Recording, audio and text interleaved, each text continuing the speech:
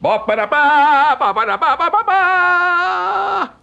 I know that we started out as foe, but after that courageous act that you showed me against the one they called Derek, maybe someday we could become friends.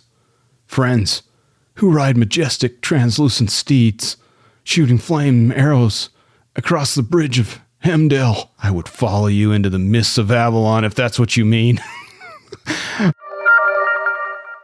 Welcome back to Should You Watch This with the Popcorn Priest, a weekly podcast where movie enthusiasts, ex-movie theater projectionists, new and old friends take the time to talk about a movie that we just watched and answer that very question, should or shouldn't you watch this? I want to extend a Step Brothers welcome back to the show, Mr. Sack Lunch himself. One of the greats this movie is.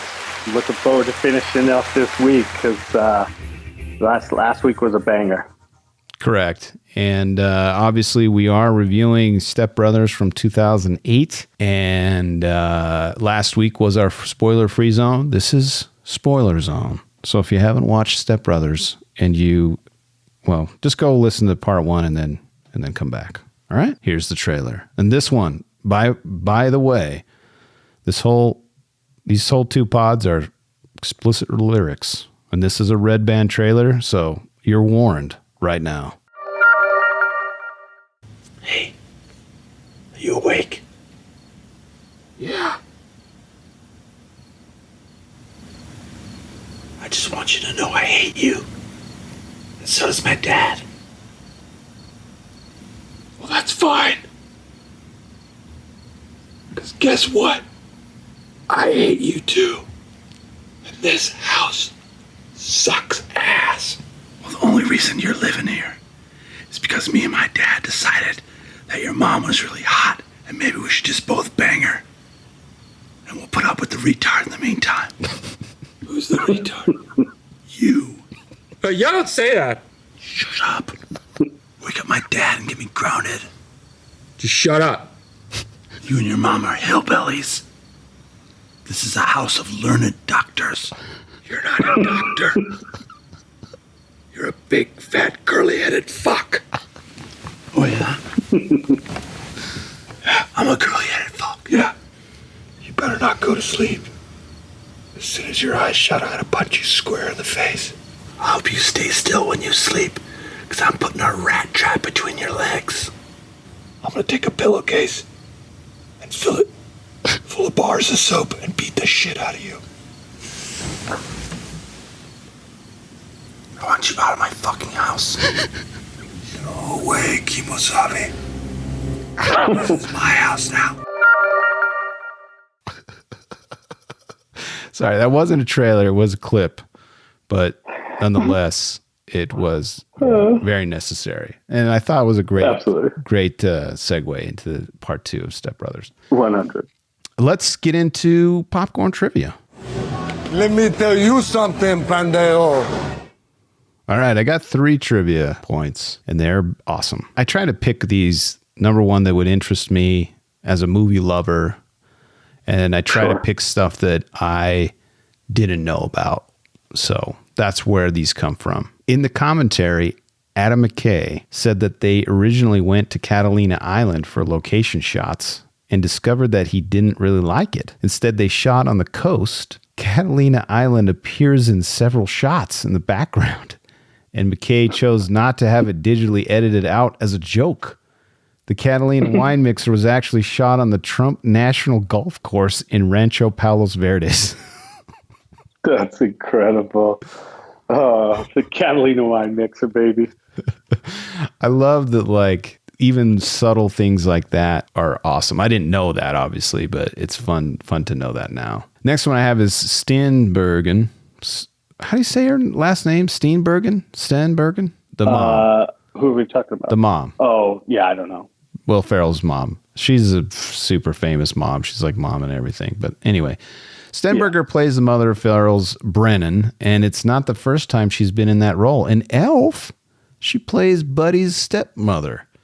In real life, Stenberger is only 14 years older than Ferrell, but that's just the nature of the movie industry. That's interesting. So, yeah, I knew she played the stepmom in Elf, but that's kind of cool. I didn't realize they were only 14 years apart. I know. She's aged very well. Like Very gracefully. she's always seemed very pretty for like a big chunk of her career. Agreed. The reason why she's so well cast in this is when she does lose it and start dropping F-bombs or anything, it's like a juxtaposition of what she normally does, and it makes it even more funny. I would agree with that. She's very innocent. All right, this one I should have paired with the other Catalina wine mixer trivia point, but this is great. The climax of Step Brothers takes place at the fictional Catalina wine mixer on Catalina Island off the coast of California. While in the wake of the film and owing to its popularity, the Catalina wine mixer is now all too real. It's kind of like the Big Lebowski Fest, but more grating. So now it's a real thing. They do it now. As well as it should be. Yeah, I would love to celebrate. I didn't know that. Is it a helicopter leasing event? Dude, I just took a drink of water. I almost spit all over my mic, dude. I don't know. I hope. I really want to know if it is. It'd be incredible. It would be great if like at least one chopper like came and landed at the mixer. For sure. All right, you ready for beefs? Yeah, man. All right. Where's the beef? Hey, where's the beef? These beefs are obviously not with the film.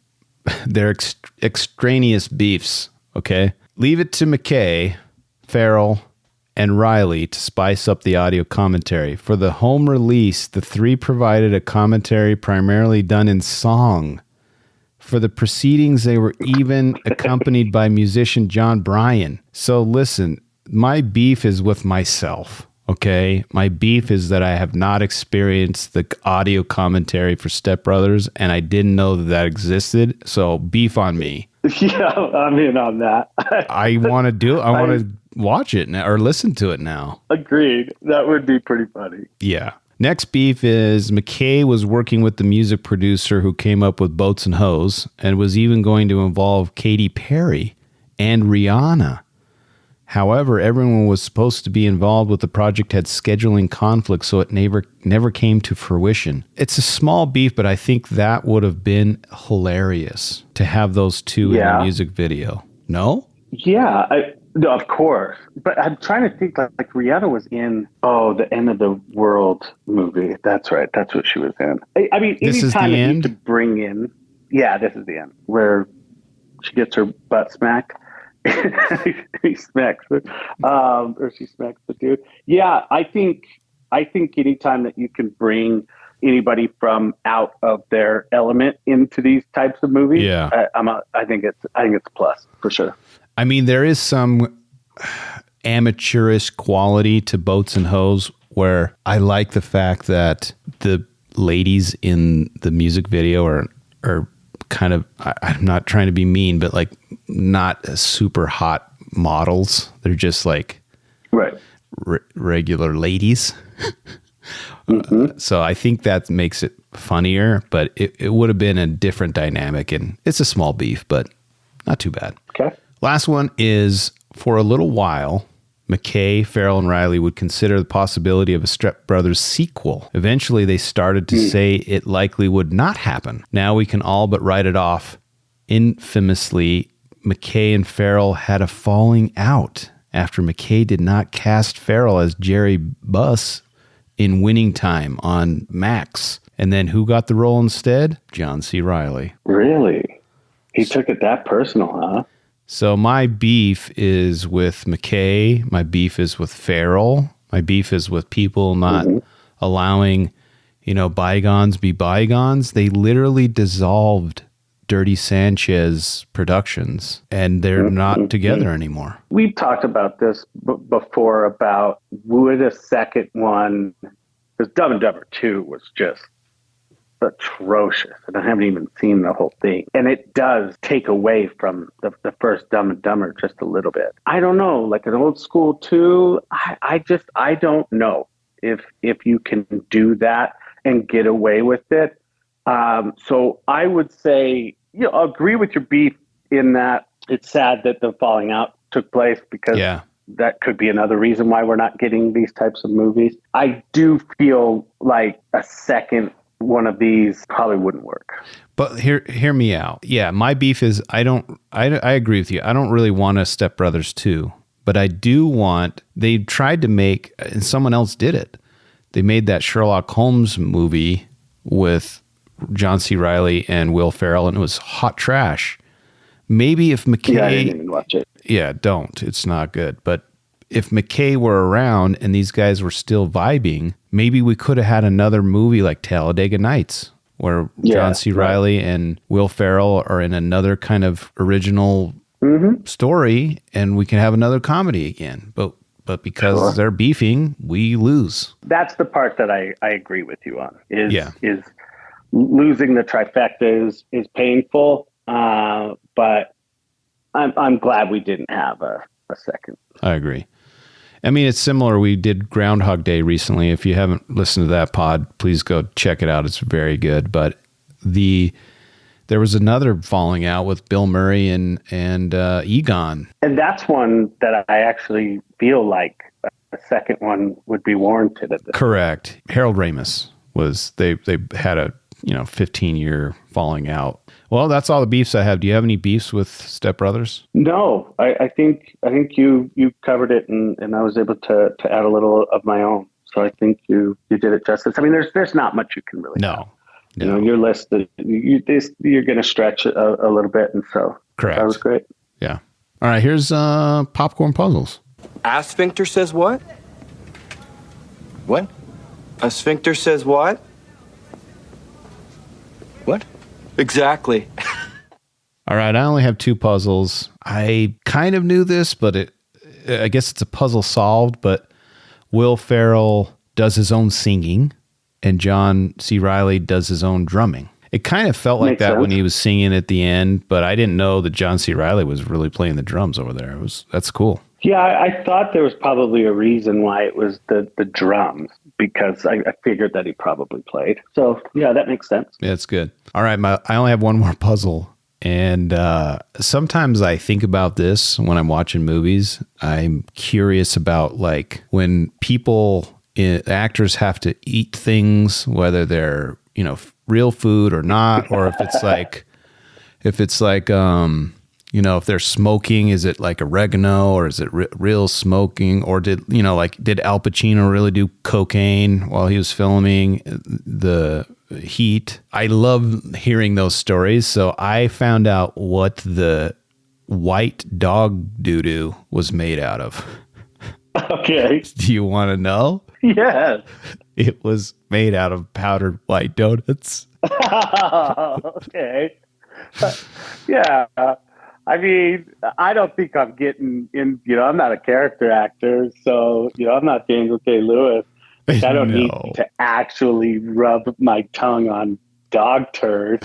It does seem like a common theme for Will Ferrell, right? Correct. He eats cat poop in Anchorman, and correct. Yeah. So that the little kid element of this was really good. So I that really made me happy. And I don't know. Did you watch the outtake? Yes, I watched all of them many times. And did you see the ode? Because I'm gonna take us back to one of our pods for Mission Impossible. But did you see the John Singleton ode? No. With the white doves? Oh, you mean Woo? John Woo? Oh, sorry. Yeah, John Woo. Sorry. Yeah. Yeah. Oh, yeah, dude. Yes, before the fight with the kids. Yeah. It's great. Oh, yeah. Man. So good. That homage was very, very good. Did you have any puzzles with the film? No, I think I'm good. All right, let's get ready for redemption. Popcorn redemption. I have exorcised the demons. All right, this is always our last category, and should you watch this, mainly because of terrible movies that we pick sometimes, and we want to make sure we end on a high note. So obviously we love this movie, but this is where we get to talk about what we liked, and then we'll give our rating, and then we'll go watch Step Brothers again. Yes. So I only have one that's related to trivia, but while editing Talladega Nights, director Adam McKay was in the editing room when he heard someone mention bunk beds. He got the idea for two grown men playing stepbrothers, and the idea for the script was born. On what movie? Talladega Nights. That's incredible. That's why I say my beef, because of their beef, McKay and Farrell's beef, that's where we would have gotten more films, is they would be working together and they would be riffing and come up with some cool, funny premise, and then we'd have another movie, and we just don't now. Yeah, no, I totally agree with you. I think that there's magic between those three. I mean, John C. Reilly and Will Ferrell are obviously great talents on their own, but when they're together, it really kind of takes it up a notch. And with him directing, I just think that it's, with Adam McKay involved, I just think it's a home run. Yeah. One of my most favorite scenes with those guys, obviously they're in all the scenes in the movie, but when the dad is announcing the divorce and the two, they just start crying, as I just can see a little kid being like, was it something we did? And he's like, he starts throwing up. He's like, I think I'm going to throw up. And then he's like, no, you're not. And then he's like, ugh. And then the brother's like, he did. He just threw up. The brother's like, why are you calling him baby? yeah, exactly. And she's like weeping too because he's weeping. Dude, their connection, their like inappropriate connection is one of my most favorite parts of the movie, dude. It's so great. Oh man, Catherine Hahn is on her game. Yeah, she's been great for so long in these types of roles. So I'm with her. Correct. What other things? I mean, do you want to? I mean, we literally could just pick apart the entire film scene by scene, but like, what's top of mind that you love about this? Going back to what we hit on last week quite a few times, you just don't have these anymore, man. And this, you had mentioned it last week as well, where this was the cliff and just everything went off right after. And so I think that it's important to keep these types of things alive, to remind people that we don't need to take life so seriously. Correct. Maybe the listeners can help, hashtag Dirty Sanchez reunion, Yeah. I think would be incredible, because we need something. Like the world is so heavy. Mm-hmm. If even the comedies today leave you wondering if there's something wrong with you. And this just leaves me entertained. You know what I mean? Because like we listen to the one stars and we can see that they're just unhappy people. But you and I are like, we like to have fun and laugh and joke, like every time we talk, just on a personal level, outside of getting updates on where we're at as far as life goes. Like, we want to crack jokes. Yeah. And so, the fact that I'm always left going, man, that was not a very funny movie. Am I the 1 out of 10 person? So that's what I mean by it.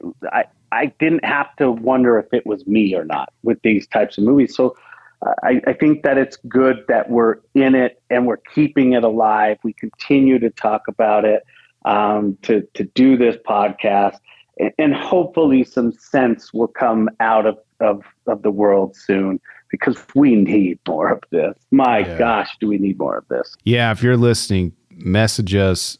Are there other comedies like this that we should be drawing attention to? Because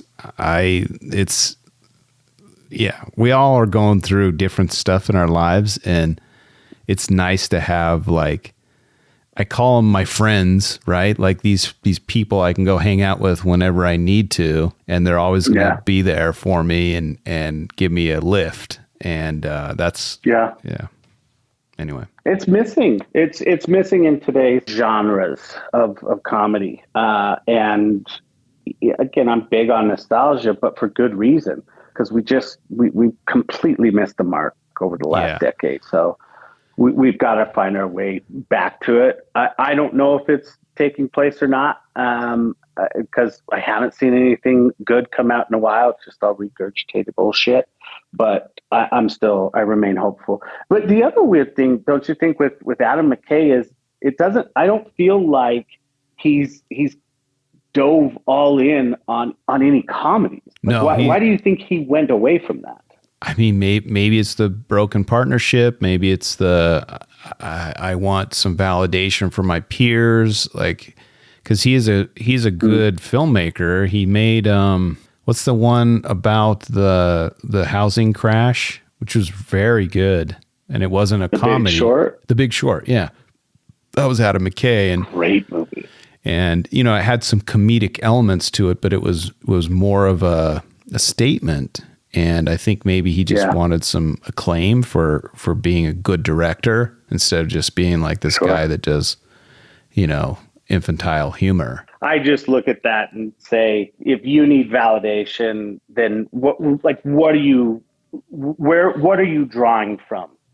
Like if you're looking for validation to draw inspiration, like you're headed down the wrong alleyway. It's the people. The people vote and they say, this is funny. This is funny to us over and over. We want to buy the movie because it's so good. We want it in our library. Like, that should be the validation. Who cares what critics say, and who cares what your peers say? And do you want to, do you have to have a shiny gold man to say that you're good at what you do? I don't think so. It's got to be hard though to be an Adam McKay in today's Hollywood. Like, that's got to be hard because you're muted over and over. Correct. And over. Yeah, and potentially passed over because you're, don't do that kind of a thing, so they don't think of you in that light. So it's got to be. Yeah, I can see why he potentially has gone away from that, but it would be cool if he would. Sometimes directors do like one for them, one for me kind of a thing where. Sure. They're doing one for the studios to make the money, and then they're like, hey, now I get to do whatever I want to do. For example... Yeah, but he's a way out of that. Yeah, maybe. Michael Bay, when he did Pain and Gain, I really wish that he would do more movies that he, are not like a Transformer movie or stuff that he normally does. I thought Pain and Gain was great. Yeah, it's fun. So that's kind of where I'm at. I have one more redemption, and then my rating. Okay. Do you have any more redemptions you want to talk about? Anything you want to talk about with regard to scenes or what you loved or whatever? No, I think it's good. All right, here you go. Here's my last redemption.